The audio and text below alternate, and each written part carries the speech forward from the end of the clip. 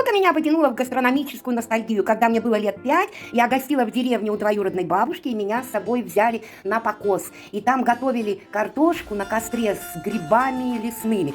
Конечно, городские шампиньоны не сравнятся с лесными грибами, но что-то мне захотелось хотя бы примерно вспомнить этот вкус. Обжариваем меленькие шампиньончики, не очень мелкими кусками порезанные, на очень хорошо разогретой сковороде.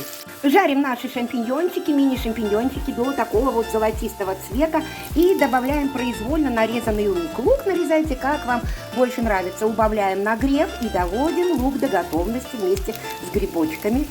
Лук готов, он утратил свою едкость и передал аромат шампиньонам.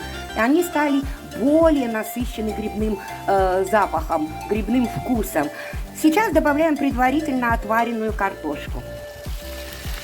Перемешиваем, доводим до вкуса солью и специями и даем вместе прожариться какое-то время. И последнее, самое важное действие, добавляем сметану или сливки. У меня 10% сливки.